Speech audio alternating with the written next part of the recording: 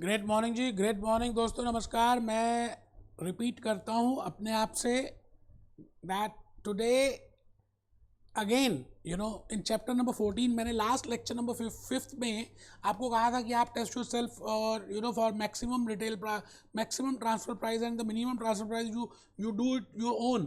But class लेने के बाद मुझे ऐसा लगा कि यार मुझे थोड़ा सा डिस्कशन करना चाहिए, तो मैं आज फिर एक नए lecture number 6 chapter number 14 F5 skill level Bhupesh Anand से रहा नहीं गया। यार आपसे तो अपनी सी बात है, मुझे ऐसा लगा कि शायद आप नहीं करोगे और मैं अगर थोड़ा सा और एफर्ट करूं तो आप कर लोगे और आपका फर्स्ट अटेम्प्ट अचीव हो सकता है सक्सेस में।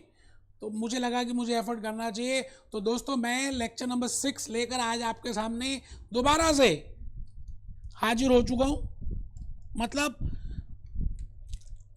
लेक्चर 5 में मुझे लगा कि मैं कंक्लूड कर दूं और मैंने बोल भी दिया, आपने लेक्चर 5 अगर सुना हो तो, बट मुझे लगा कि यार उसके बाद कुछ और करना चाहिए। तो आप अगर मेरा साथ देंगे तो मैं आज आपको एक एक इलस्ट्रेशन और एक एक टेस्ट टू अंडरस्टैंडिंग कैप्लन और बीबीबी की दोनों लॉजिकली समझ आ जाएंगी आपको। तो ऊपर लिखिए ग्रेट मॉर्निंग, लेक्चर नंबर 6 लिखिए, चैप्टर नंबर 14 लिखिए। डिविजनल परफॉर्मेंस कर रहे हैं दोस्तों, divisional performance measurement and transfer pricing.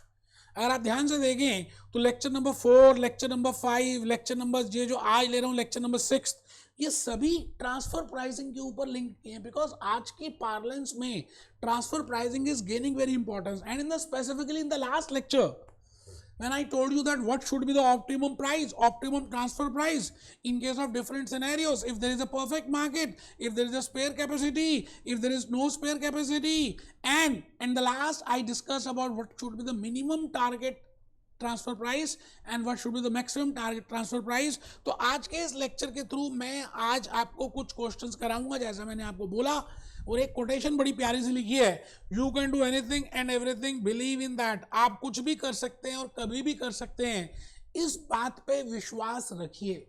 आइए जी इन सभी बातों के साथ, I think in the last lecture मैंने यही वाली स्लाइड कॉपी पेस्ट की थी, minimum transfer price and maximum transfer price. Minimum तो बड़ा इजी है, we have seen in the last lecture also, अभी भी देखेंगे कि भाई मिनिमम कम से कम कितना आप ट्रांसफर प्राइस चार्ज करेंगे, मतलब सेलिंग डिवीजन बाइंग डिवीजन से कम कितना चार्ज करे, एटलीस्ट जो उसके खर्चे हो रहे हैं, जो उस यूनिट को बनाने में वो खर्च कर रहा है, that is variable cost, that is marginal cost. So at least the minimum transfer price should be the variable cost or the marginal cost which they are charging from that particular division, buying division, which they are incurring, so that has to be charged from the buying division. अच्छा अब सवाल आता है maximum कितना charge कर लें। Maximum का मतलब यह है कि बाजार में वही प्रोडक्ट सेमी प्रोडक्ट या सेमी फिनिश कितने पैसे का मिल रहा है। अब हमने इसमें मैंने कहा था लोअर ऑफ द टू, इस बात को एक्सप्लेन करने के लिए मैंने आज का लेक्चर लिया है, that how we can calculate the lower of the two. Lower of the two का मतलब है that how much is a price which at which it is being sold in the market और the net realisable value. ये बेटे मैंने process costing में by products में बताया था आपको that how much should be the net realisable value, F2 में डिस्कस किया हुआ है, मैं फिर रिपीट करूंगा। नेट रिलायबल वैल्यू का मतलब है how much should be the sale price, how much the price at which that buying division is selling minus any additional variable cost. उस बात को मैं प्रूव करूंगा। आप आइए ना सर मेरे सामने आइए, टेस्ट योरसेल्फ क्वेश्चन नंबर 7 की तरफ बढ़ते हैं। देखिए अगर आप मेरे साथ साथ पढ़ेंगे तो आपको अच्छा भी लगेगा और बड़ा मजा आने वाला दोस्त, बड़ा ही मजा आने वाला है। मैंने जान के आज आपके लिए क्वेश्चंस लिए, test yourself question number 7 opportunity cost approach, but आपको पेपर में थोड़ी लिखा हुआ है this is opportunity cost approach. तो आइए क्वेश्चन को पढ़ते हैं। अ कंपनी ऑपरेट्स, वो कहता है जी ये कंपनी है and this company operates two divisions, दो डिविजन है A and B.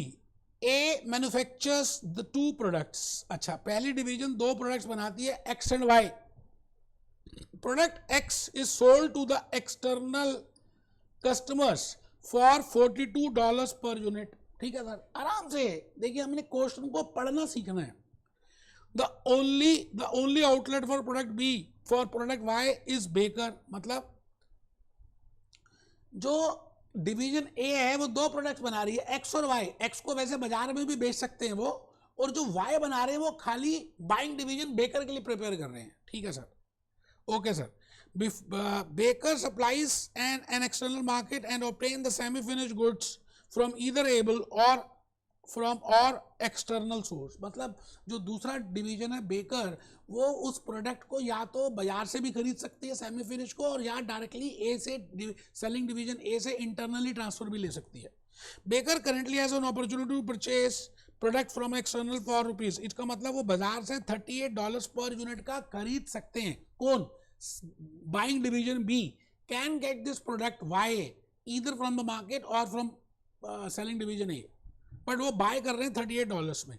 The capacity of the division is measured in this respect of this it is the associated cost are as follows. आराम से ये बेटे selling division ए की खर्चे हैं। This is selling division ए का एक्सपेंस है कि वो एक्स में कितना खर्च कर रही है, that is variable cost is $32।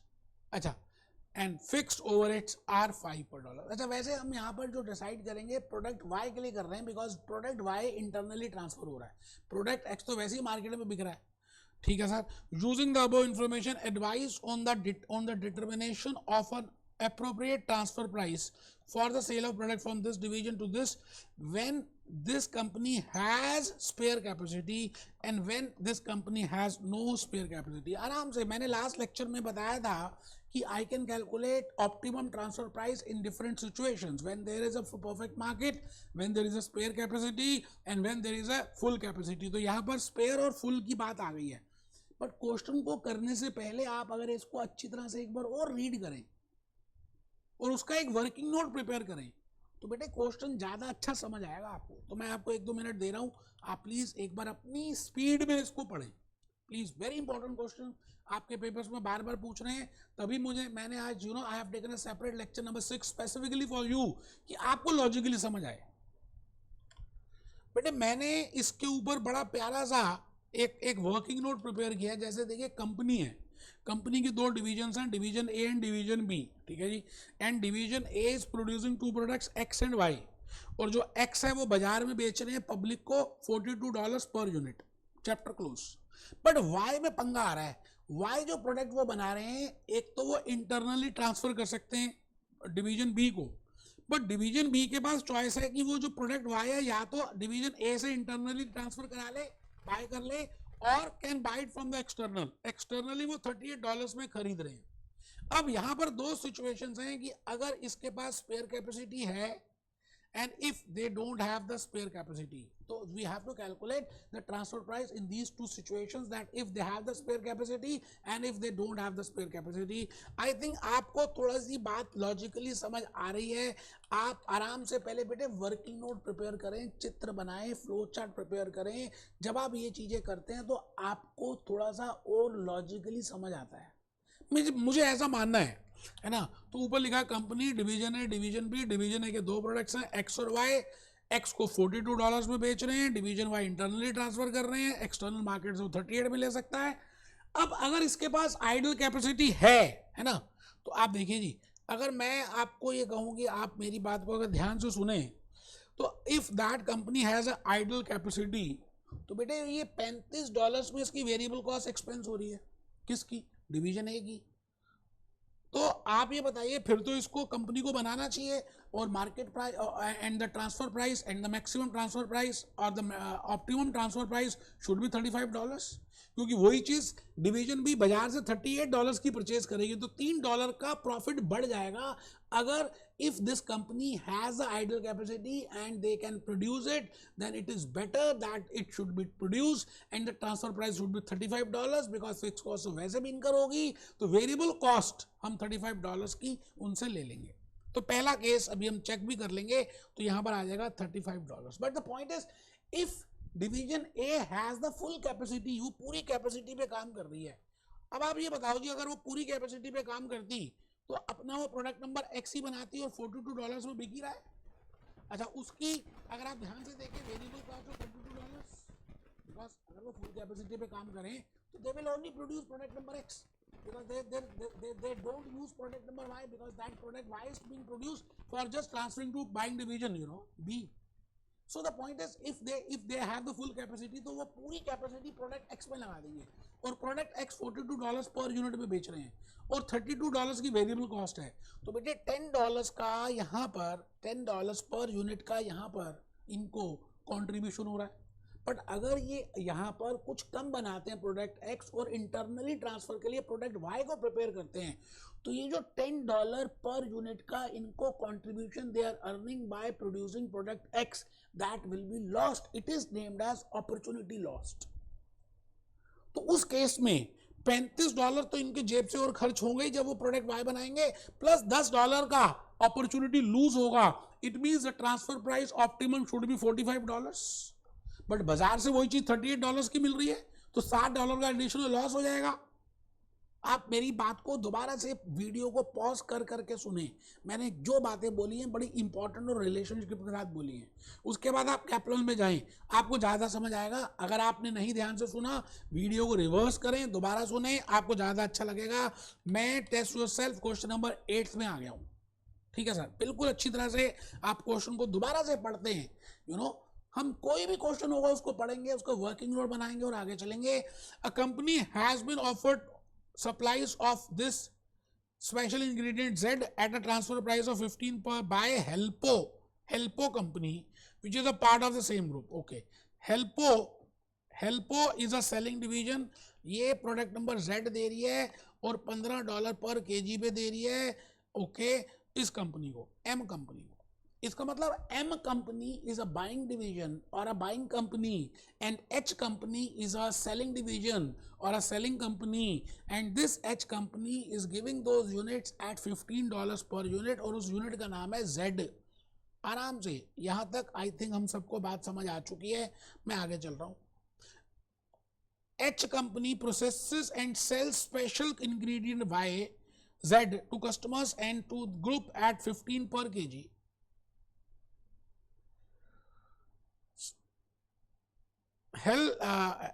H processes and sells special ingredient Z to produce to customers external to the group at this.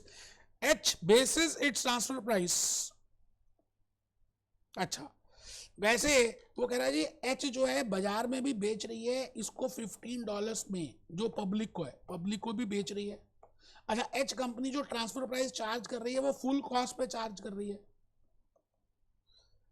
Plus 25% markup. आराम से मैंने आपको बताया हुआ है कि that how we can calculate the on the basis of cost method, full cost, marginal cost, opportunity cost. यहाँ पर फुल कॉस्ट है, फुल कॉस्ट का मतलब है variable cost plus fix cost plus markup 25% है। Internal transfers to this enable, अगर वो यहाँ से यहाँ पे ट्रांसफर करेगी तो अच्छा 75% फुल कॉस्ट में वेरिएबल है, 25% फिक्स्ड है, और इस वेरिएबल में एक $1.50 बच सकता है क्योंकि वो इंटरनल ट्रांसफर करेंगे तो सेलिंग एंड डिस्ट्रीब्यूशन का खर्चा नहीं होगा। एक बच्चे ने मोबाइल देखना स्टार्ट कर दिया, वो कहता है ये क्वेश्चन थोड़ा टिकलिश है। बेटा इतना इजी है, आप एक्चुअली में ना फोकस होकर नहीं कर रहे हैं, आपका माइंड इतना विवरिंग हो चुका है कि आप एक भी चीज ध्यान से करते ही नहीं, पागल हो गए हो जैसे। मोबाइल फोन से पता नहीं क्या क्या मिल जाएगा आपको। बेटे F5 पास हो गए नहीं फर्स्ट अटेम्प्ट में अगर आपने ज्यादा मोबाइल फोन देखा। क्वेश्चन को पढ़ो, मारो थप्पड़, और फ्लो चार्ट प्रिपेयर करो इसका। Please prepare the flow chart. क्या लगता है बड़े हो गए ज्यादा है? बिना फ्लो चार्ट के, बिना पढ़ाई के हो जाएगा सब कुछ। कंपनी ये देखिए जी, दो मैंने बनाया, H division, M division. H का मतलब हेल्पो, हेल्पो मींस हेल्प कर रही है, इट मींस सेलिंग डिवीजन। वो बाजार में भी बेच रही है प्रोडक्ट नंबर Z को, इंग्रेडिएंट Z को $15 में, अब वो M को भी दे रही है। अब आप as a ACCA, as a global chartered accountant, you have to see that how much should be the transfer price which should be charged by H from M, and on the as per the language they are calculating on the basis of full cost. Full cost means variable cost plus fixed cost. So the point is we will be doing, I have just prepared a flow chart. इस flow chart से मुझे आधी से ज्यादा बातें समझ आ गई, क्योंकि आप नहीं बनाते, आप सोचते हो ऑब्जेक्टिव टाइप है, हो जाएगा, थप्पड़ मारो हो जाएगा। Company HM full cost Now that full cost, again they have bifurcated into two parts, that 75% is variable and 25% is fixed. Fixed तो fixed ही होती है. अच्छा, उस 75% में जो वेरिएबल है $1.50 सेलिंग कॉस्ट है, which will not be incurred in case it is a case of internal transfer. Question पढ़ा है अभी तक हमने? मैंने अभी तक आपको कुछ भी नहीं कराया दोस्त, खाली क्वेश्चन को पढ़ाया, सीधी सी बात. अब आपको ट्रांसफर प्राइस निकालना है. आप मुझे बताइए कि आपके हिसाब से क्या होना चाहिए. मैं बिल्कुल वैसे ही कर दूंगा. मैं दोबारा से क्वेश्चन आपके सामने रख रहा हूं, आप एक बार देखिए. ये देखिए,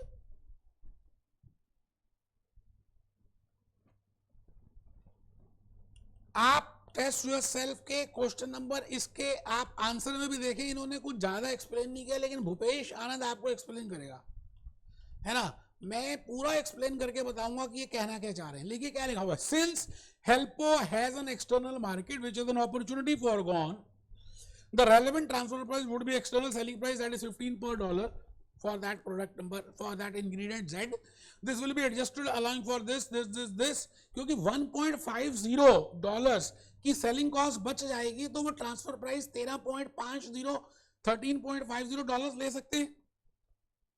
इन दिस सिचुएशन, सेकेंड केस में, Helpo has no alternative opportunity for 3000 kg to this, therefore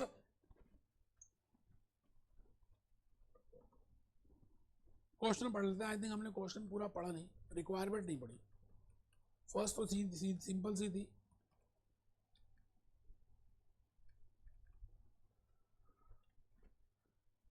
requirement पढ़ लीजिए. Discuss the transfer price at which Helpo should this to this. First case है Helpo as an external market and its products and this. इसका मतलब 15 minus 1.5, इसका मतलब इस case में $13.50 का ट्रांसफर प्राइस होना चाहिए, जो अभी हमने डिस्कस भी किया. सेकंड पार्ट है Helpo has a production capacity for 9000 kgs of special ingredient Z and external market of 6. It means Helpo के पास आइडल कैपेसिटी है. इसका मतलब आइडल कैपेसिटी है तो उसकी कोई अपॉर्चुनिटी लूज नहीं हो रही. उस केस में मिनिमम ऑप्टिमम प्राइस वो एटलीस्ट खाली वेरिएबल कॉस्ट ही चार्ज कर सकता है. तो फुल कॉस्ट में से आप पहले वेरिएबल कॉस्ट निकालेंगे और उसके बाद वो चार्ज कर लेंगे. मैं दोबारा से कैपलन के आंसर्स में आ गया और आपको समझाना चाहता हूं कि आप ध्यान से देखेंगे तो लॉजिकली बात समझ आ जाएगी. ये देखिए जी, in this situation this 3000 kilo this is this. अब आप ये बताइए जी, this the variable cost packing would be avoided. ये $9 कहां से आया? पहले तो आप इस वर्किंग को चेक कर लीजिए. $15 टोटल कॉस्ट है, full cost, 80% of which is variable and. अच्छा, ये 80% कैसे आया बेटे? 25% इज द मार्जिन. आपको पता है 1/4 of cost is equal to 1/1/5 of sales. पता है आपको? ये आपने F3 में किया हुआ है. अगर आप इसको ऐसे नहीं करना चाहते, आप 100 ले लीजिए. Let the full cost be 100. Then if the full cost is 100, then margin will be 25%. That is 25% of 100, that comes to 25. The total will be 125. It means the total selling price is 125. ठीक है. अब अगर आपको 125 given है तो आप 100 में जा सकते हैं, और 100 गिवन है तो 125 में जा सकते हैं. तो मैंने को यहाँ पर $15 का आपको पूरा गिवन है, that is it is inclusive of margin. मतलब 125 है. ऐसा देखिए मैं कैसे लिख रहा हूं. अगर 125 था तो वो 100 था, और अगर ये 15 है तो कितना होगा? 15 into 100 upon 125. आप कैलकुलेट कर लीजिए, $12 आ जाएगा. Now in this $12, 75% is variable and 25% is this. It means variable आ गया $9. It means इस केस में $9 should be the transfer price. यही बात इन्होंने लिखी है, आप देख लीजिए. If more than this, the $9 will be this. और उसके बाद लास्ट पार्ट ये आप देख सकते हैं. मैं भूपेश आनंद लास्ट एग्जाम्पल की तरफ हूं, और इसमें मैंने जो लास्ट लेक्चर में आपको बताया था minimum and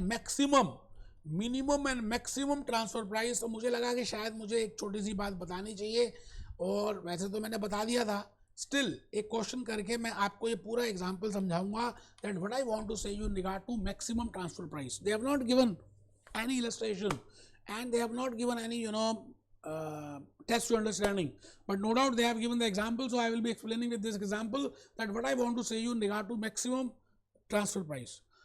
Division B manufactures product X and sells it to external customers for $50.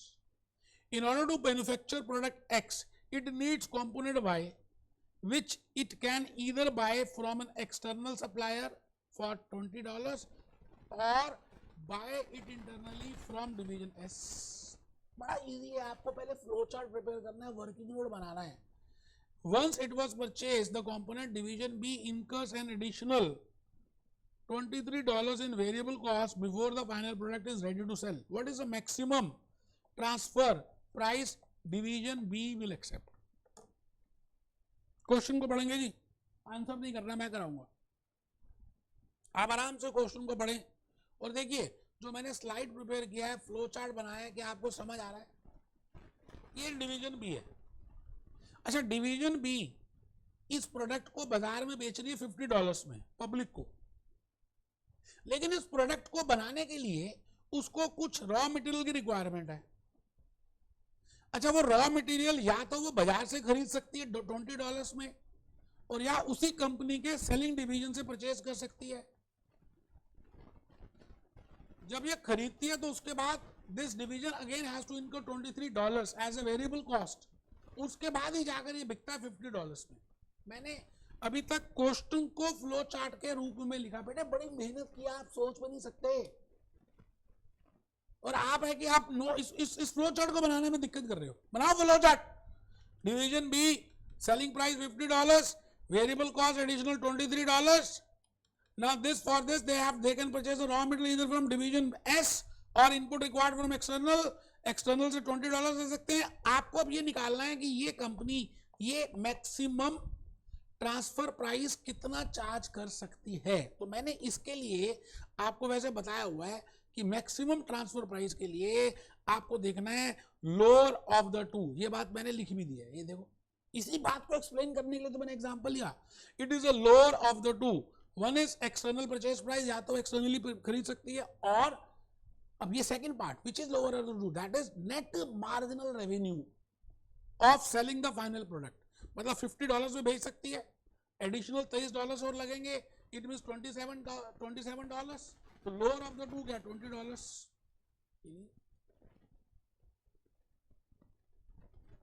आराम से वीडियो को पॉज करें, आराम से देखें, कोई जल्दी नहीं है. मैं फिर रिपीट करता हूँ, मोस्ट इंपॉर्टेंट कंसेप्ट्स हैं, तभी मैंने नया एक लेक्चर नंबर 6 डिवोट किया कि भाई आपको समझ आना चाहिए यार. मिलते हैं बेटा चैप्टर 15 में. Be happy, B jolly, B cheerful.